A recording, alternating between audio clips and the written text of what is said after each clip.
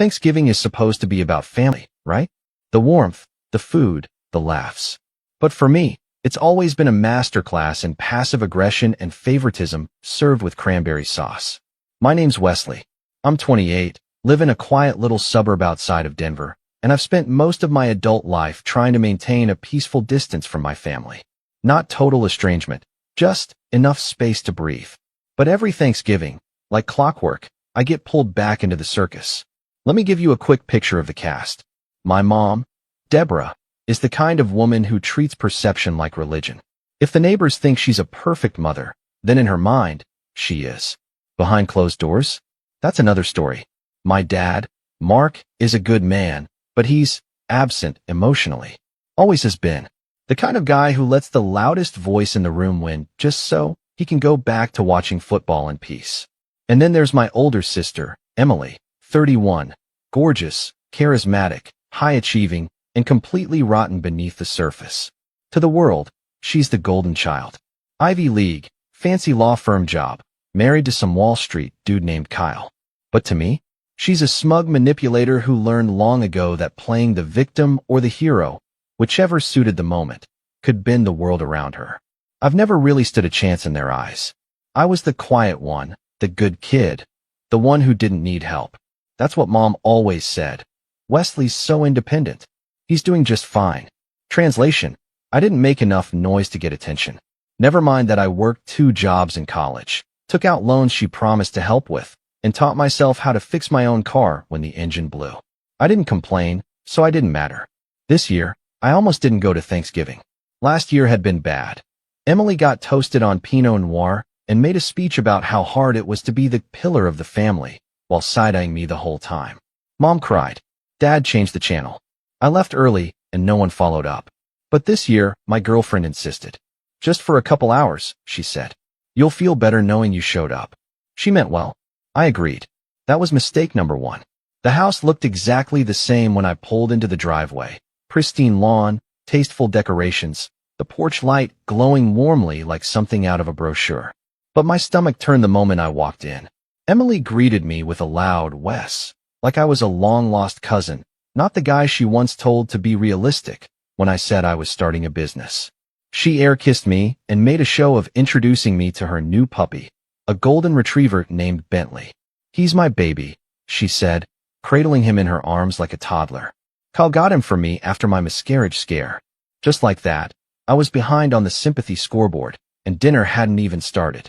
Mom came bustling in from the kitchen, apron on, cheeks flushed from wine and oven heat. Wesley, oh, honey, you're thinner than last year. Are you eating enough? Not how are you? Not I missed you. Just commentary on my body like I was a loaf of bread she'd left in the oven too long. I smiled politely. Nice to see you too, Mom. Dad gave me a firm handshake. Not a hug. Never a hug. Hey, kid, he said, eyes already flicking back to the TV behind me. That was his version of affection. I used to resent it, but by now it just rolled off me like everything else. Dinner was served around 6. The table was a spread of Pinterest-perfect dishes: glazed ham, roasted turkey, cranberry orange relish, stuffing with pecans. Emily took charge of the seating arrangements, of course. Wes, you can sit there, she said, pointing to the chair next to the trash can. Bentley gets anxious if he's not next to Kyle, so we need him here. I stared at her. She smiled sweetly. You don't mind, right? I minded. But I sat. I always sat. I told myself I was here for the food, for the obligation, for the principle of showing up. I didn't speak much. Just listened. Emily dominated the table with stories about her promotion, her wine club, her therapist. Mom laughed like everything Emily said was stand-up comedy. Dad nodded periodically. No one asked about my job, my life, my girlfriend.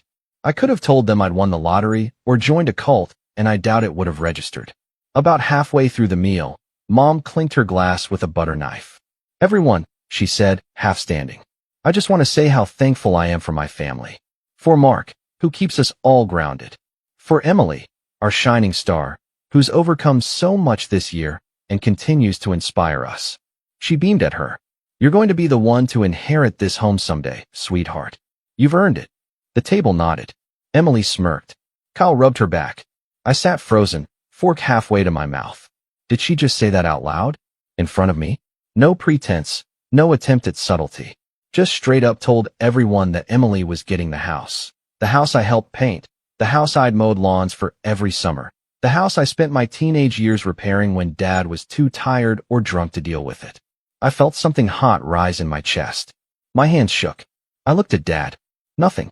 Just a blank stare. Like he hadn't even heard. Emily caught my eye and gave a small shrug, like, "What did you expect?" I set my fork down. Carefully. Slowly. Took a sip of water to steady my voice.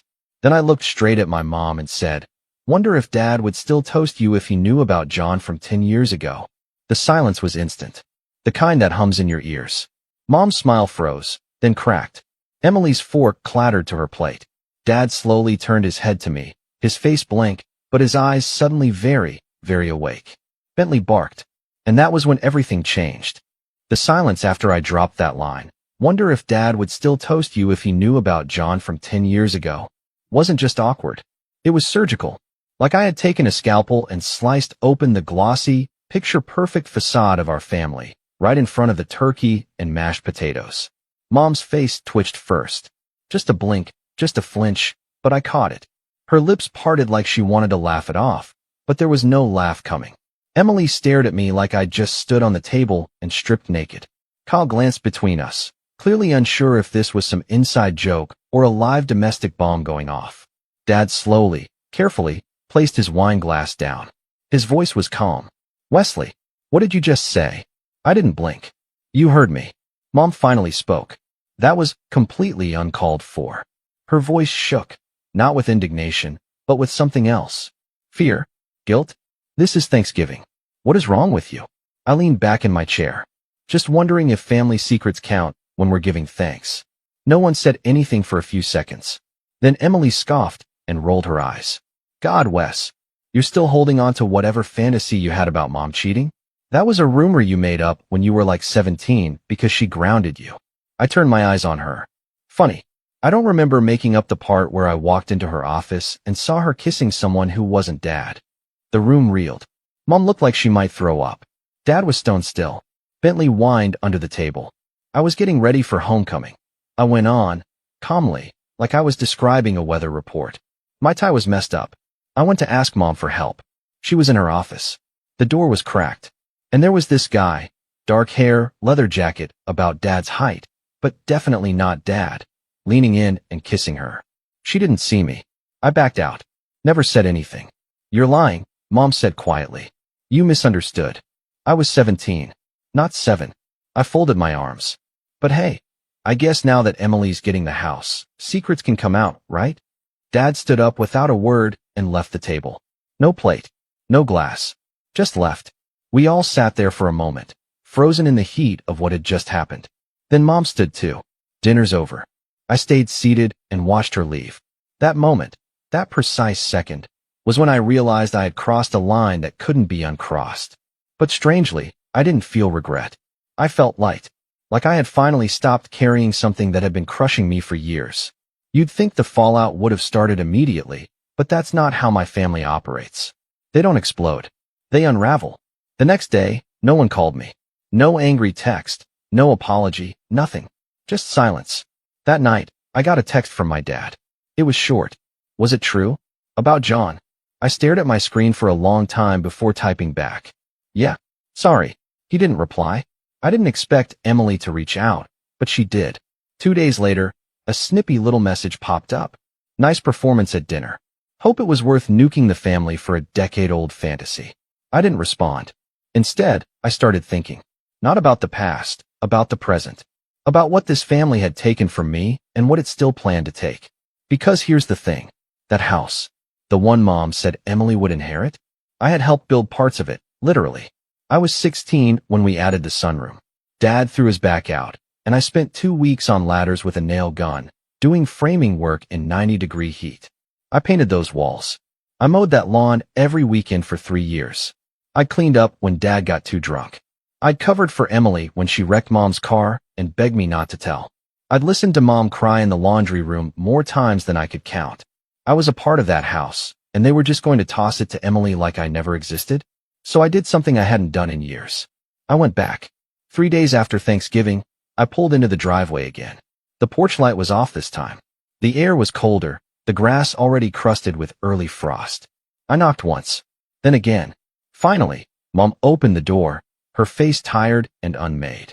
Wesley. Her voice was hoarse. What do you want? We need to talk. She hesitated, then stepped aside. I walked in. The living room looked smaller than I remembered. Funny how that happens. Everything shrinks when the illusions go. We sat. She didn't offer me coffee or tea. She didn't speak first. So I did. I know you're giving the house to Emily. Her eyes flashed. That's not your business. It is, I said. Because I helped build this place. Because I lived here. Because I watched you protect her over and over while I got pushed into the shadows. And because I know why you're doing it. Not because she deserves it, but because you think she's the one who'll keep your image alive. That's not fair, she snapped. You're twisting everything. I leaned in. Am I? Or are you just mad I finally said what everyone's been thinking? She didn't answer. You never forgave me, I said. Not for seeing you with him. That's when everything changed, right? That's when you started pulling away. That's why you told Dad I was cold and difficult. You started rewriting me the moment I saw something you wanted to pretend didn't happen.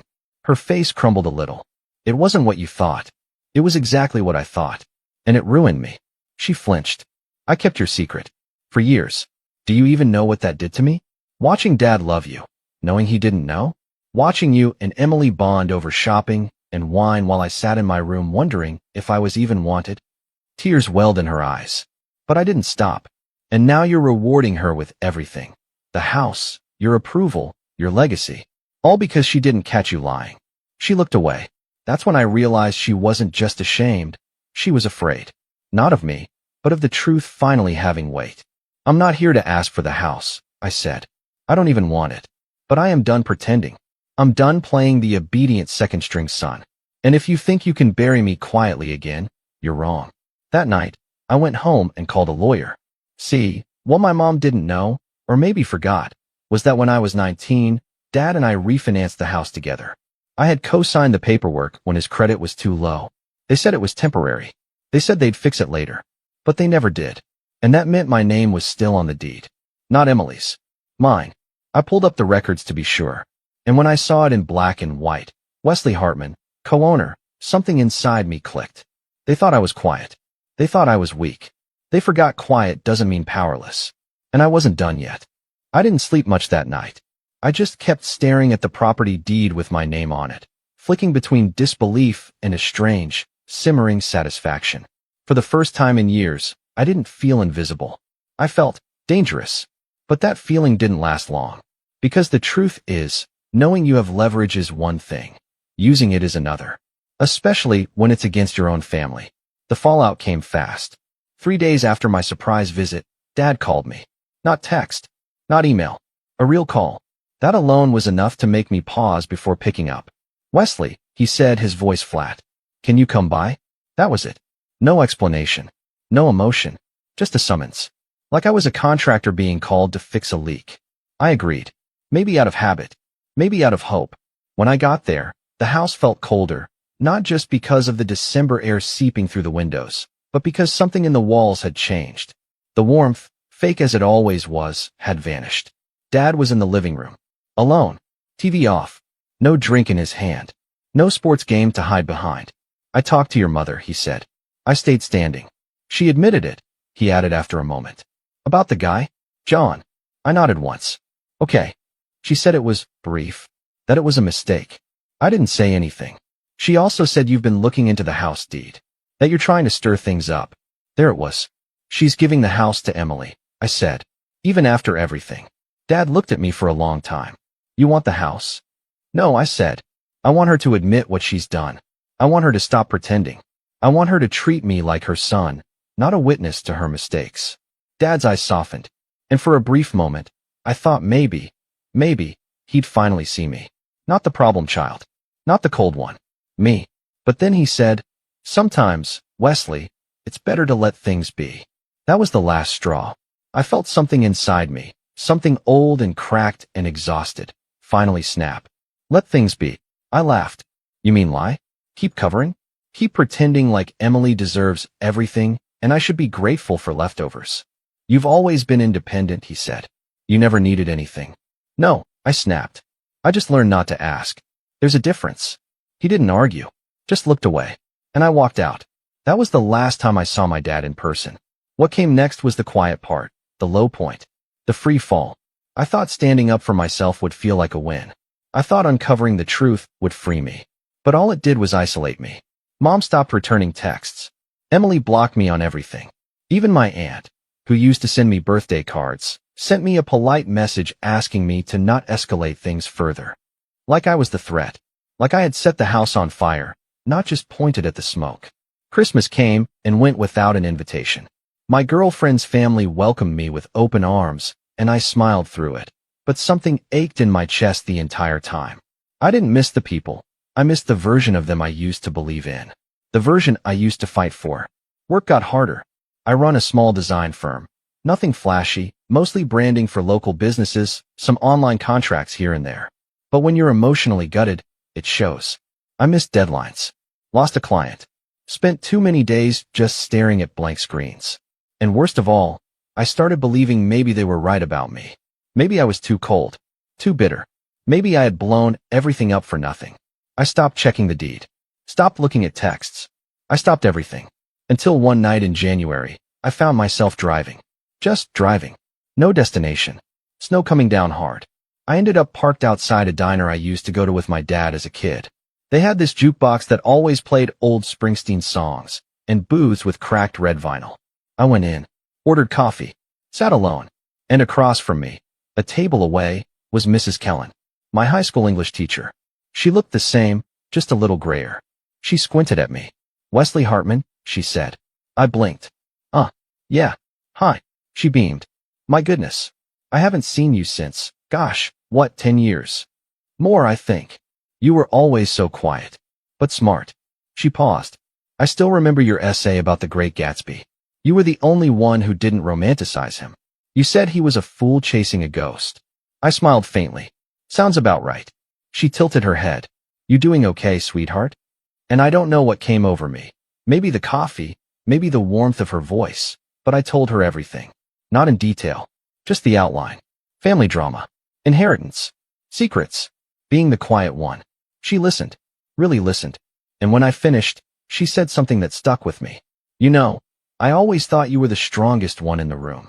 Not loud, not flashy, but you saw everything. That's a hard way to grow up." I stared at her. "And just because they didn't see your worth," she added, "doesn't mean it wasn't there." I drove home with tears in my eyes. Not because I was sad, because for the first time, someone had seen me. Not as a pawn, not as a nuisance, not as background noise. Me. That night, I opened my laptop. I stared at the deed again, and I made a decision. I wouldn't take the house. I wouldn't sue. I wouldn't burn it all down. But I would rebuild. On my terms. The next few months were quiet. I poured myself into my work. Rebranded my company. Reached out to old clients. Hired a part-time assistant. Things started clicking. I landed a contract with a regional coffee chain that wanted to refresh all their branding. It was the biggest job I'd ever had. Paid well, too. I also started seeing a therapist. For the first time in my life. And it felt good. Like clearing out a storage unit I didn't even realize was packed to the ceiling. We talked about my mom, my sister, my need for quiet, my craving for fairness. And she said something that shifted everything for me. "Wesley, you grew up thinking love was transactional, that you had to earn it, prove it, match it. But that's not love. That's control." That hit me like a freight train. So I stopped trying to prove anything to anyone. I stopped checking for texts that would never come. I stopped imagining some future where Mom apologized or Emily admitted she was wrong. I let those fantasies die. And in their place, I planted something new. My girlfriend, bless her, stayed by my side through it all. She didn't push. She didn't demand. She just listened, laughed with me, cooked when I forgot to eat, and reminded me that not all families require DNA. By spring, my firm had doubled its revenue. I'd been featured in a local magazine. And I bought a small cabin in the mountains. Nothing big, just enough space to breathe. I paid for it in cash. My name. My home. Mine. I still hadn't spoken to my mom. But then, one morning in April, I got an envelope in the mail. No return address. Inside was a formal letter, the kind you get from a lawyer. Except this one wasn't from mine. It was from hers. And it said, very clearly, that I was being removed from the house deed. They'd found a loophole, apparently. Claimed the original cosign was invalid due to some technicality. The details didn't matter. What mattered was the message: we don't want you to have a stake. We never did. They were trying to erase me. Again. But this time, they picked the wrong guy. That letter sat on my kitchen table for 2 days before I touched it again. It was stiff, formal, and cold. The exact tone you'd expect when someone's trying to quietly scrub you out of the family narrative. The wording was just polite enough to avoid suspicion in court, but the message was sharp if you read between the lines. You're not one of us. You never were. It was a punch to the gut. Not because I wanted the house. I didn't. I had already built something better on my own. But because they had gone out of their way, spent time, money, and probably some late-night scheming sessions just to erase me. Like I was a stain on their pristine reputation. They had to know I'd see it. That I'd read it. That I'd feel it. And that's when something inside me flipped again, not like before, when I snapped and dropped the John bomb at Thanksgiving. That had been raw, emotional, almost reckless. This was colder, cleaner, calculated. They wanted war. I'd give it to them. But I'd do it my way. First thing I did was meet with my own lawyer, Mara. She'd helped me incorporate my business 2 years earlier and had always been sharp, the kind of person who smiles like she already knows what you're about to say. I handed her the letter. She read it once, then again, then whistled. Wow, they really went for it. Can they do that? I asked. She leaned back. Technically, maybe. Depends on how the refinance paperwork was filed and if your name was ever officially added to the title or just co-signed on the mortgage. We'd have to pull the records. I want to pull everything. She grinned. You're serious. Very. Good. Because this letter wasn't just a legal move. It was personal. She filed the request for the full property history that afternoon. And when it came back a week later, she called me with a tone in her voice I hadn't heard before, like she'd found something juicy. Wesley, she said, they made a mistake. Turns out, when my name was added during the refinancing, they didn't just put me on the loan. They filed an amendment to the deed with the county clerk's office, listing me as a co-owner with survivorship rights. Mara explained what that meant. If your parents had passed without changing the deed, the property would have defaulted to you, regardless of the will. It's rare. Most people don't do it that way unless they really trust the co-signer. I almost laughed. My dad probably didn't even read what he was signing. Exactly. And because of that, removing you now would require your signature, which, unless you've developed amnesia, you're not giving them. I sat back in my chair. So this letter is bluffing. Not just bluffing, she said. It's based on ignorance. They probably had a lawyer who didn't dig deep enough. Or maybe they were hoping you didn't know better. They picked the wrong guy. That's what I told myself when I saw your name in all caps on the deed. We both laughed. And that's when the first domino fell. I didn't respond to the letter. Didn't call. Didn't send an email. Instead, I filed a formal affidavit of ownership with the county, something Mara recommended to reinforce my stake in the property. It wasn't a lawsuit. It wasn't aggressive. But it was a loud, clear signal. I know what you're doing. And I'm not moving. Then, I went quiet. Because silence makes people nervous. It took 3 weeks. 3 weeks of them not hearing from me. 3 weeks of that affidavit sitting in public records. 3 weeks of Mom probably pacing in her kitchen, trying to figure out why her little chess move didn't work. Then, she called. I didn't answer. She tried again the next day. Left a voicemail. Her voice was tight, like she was squeezing words through her teeth. Wesley, I'd really like to talk. Just call me when you can. I let it sit. Another week passed. Then Emily called. That one I did answer. Because I wanted to hear it from her mouth. Wesley, she said sharply, what the hell are you doing? I smiled. Afternoon, Em. Been a while. Cut the crap. You filed some public notice claiming the house. Are you trying to cause problems on purpose? Just reaffirming my legal position, I said, calm as can be. Nothing personal. She scoffed. It's always personal with you. You're bitter, and now you're trying to drag us down with you. You mean like when Mom tried to remove my name without telling me? That's different. How? Silence. Then, you're not going to win. You're not getting the house. I told you, I said. I don't want the house. Then what do you want? I let the pause stretch. Then I said, you'll find out. And I hung up. That night, I started planning. Not out of revenge. Not exactly. This wasn't about making them hurt. Not the way they'd hurt me. It was about truth. about letting the cracks in their little porcelain empire finally show. But I needed help. So I made a list. Not of enemies, of witnesses. Old neighbors. Contractors. Family friends. People who'd been around when the house was being built. People who remembered seeing me sweat in the backyard, fixing gutters, or hauling mulch. People who could confirm I wasn't some ghost floating around the edges of this family. I also pulled records. Photos. Emails. Bank transfers from when I paid for parts of the renovation. A receipt from the time I bought a new water heater out of my own pocket because Mom said they were tight on cash. Each one was a nail. Not for a coffin, for a case. Then I created a digital folder. Organized, labeled, time-stamped. Mara helped me craft a statement of contributions. Not just financial, but labor, time, maintenance, emotional support. And when it was done, I had a 37-page packet that detailed my stake in that home better than any will ever could. But I wasn't done. Because the real setup, the real twist, didn't involve courts. It involved Dad. See, what they didn't know was that I'd been speaking to him again. It started with a text, short, simple. I was wrong. Can we talk? I didn't trust it at first. I still don't know if I fully do. But we met.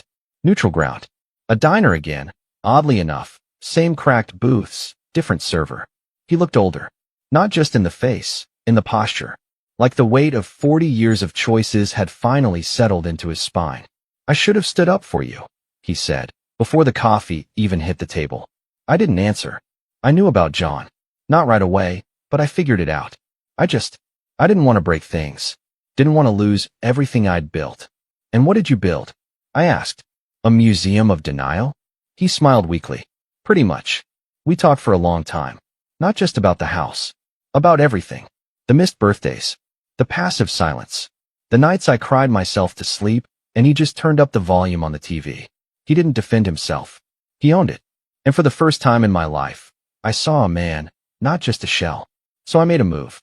I need something from you, I said. He blinked. Okay. I want you to write a letter.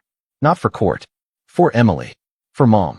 I wanted to say, in plain terms, that I contributed. That you brought me on to help. That I earned my name on that deed. He looked at me for a long moment. Then nodded. I can do that. He sent it to me a week later. Signed. Dated. Thoughtful. Mara said it was a nuclear-level character witness statement. And that's when I knew the setup was complete. I had the documents. I had the witnesses. I had the receipts. I had the truth. But most importantly, I had patience. Because I wasn't going to strike first. I was going to wait until they did. And when they did, when they filed whatever motion or launched whatever public tantrum they were cooking up, I'd be ready. With everything. It happened, fittingly, the day after Mother's Day. I was sipping coffee on my cabin porch, morning fog still curling off the trees, when Mara called. I expected an update on a minor paperwork detail we'd filed, maybe a clarification request from the county clerk. But the first thing she said was, well, they finally made their move. I sat forward. What happened? They filed a civil petition to claim sole ownership of the property. Cited undue influence, lack of contribution on your part, and, she actually snorted, emotional estrangement. I blinked. They're trying to say I don't count because we're not close? She read the phrasing aloud. The respondent, Wesley Hartman, has not participated in the family estate materially or emotionally, and therefore holds no rightful claim to its possession or future transfer. I let out a low laugh. They really went there. Oh, they went there, she said. And they filed it publicly. Perfect. Exactly what I needed. Should we respond? I asked. Mara chuckled. Wes, we're not just going to respond. We're going to end this. Step 1 was filing our own countersuit, not to claim the house, but to block their petition entirely and to formally enforce the affidavit of ownership I'd filed months earlier. We submitted the deed, the refinance documents, the proof of financial contributions, and most importantly, my dad's letter. He had written it by hand. It was only 1 page long, but it was meticulous.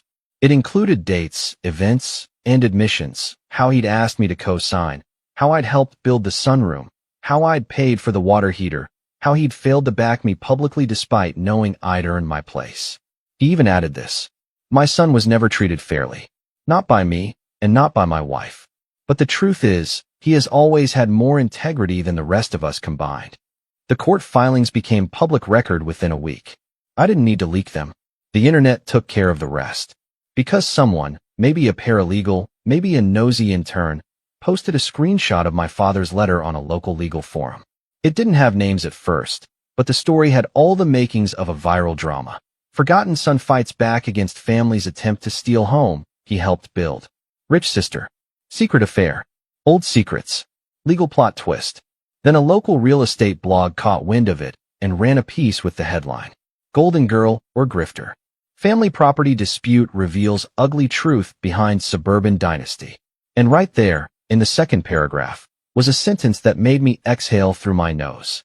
Sources confirm that Wesley Hartman, co-owner of the property, has filed to block the unilateral seizure of a home he materially contributed to since the age of 16.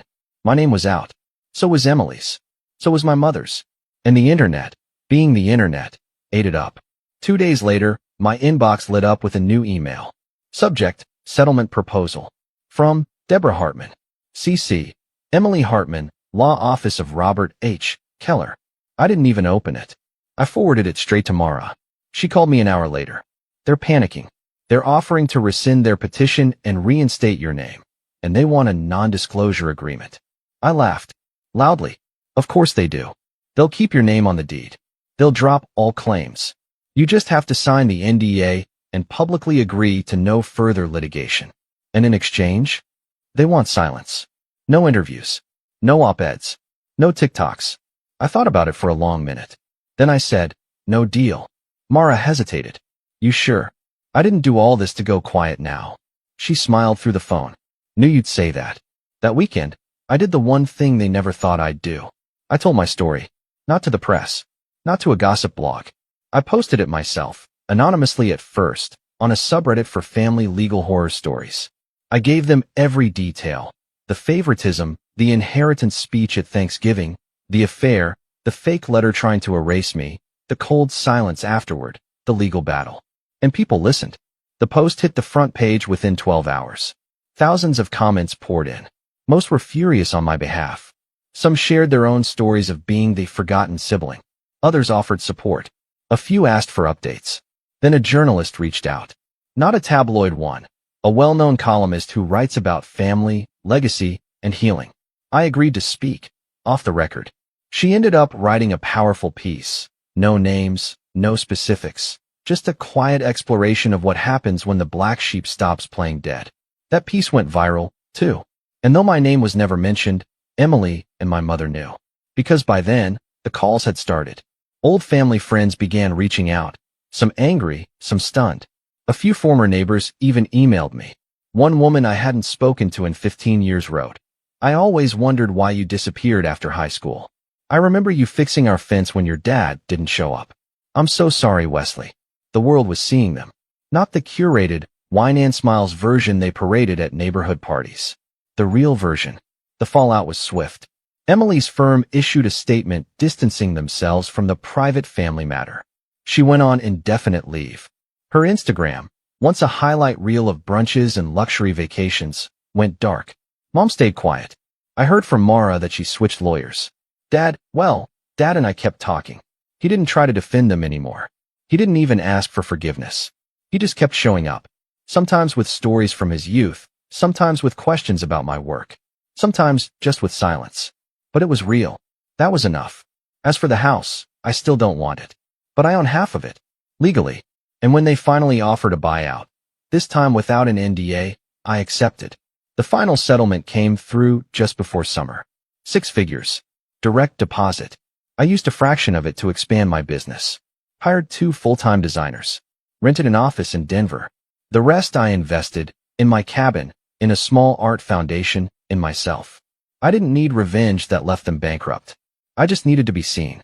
I needed the truth to land like a hammer, not a whisper. And it did. Not because I yelled. Because I waited. Because I planned.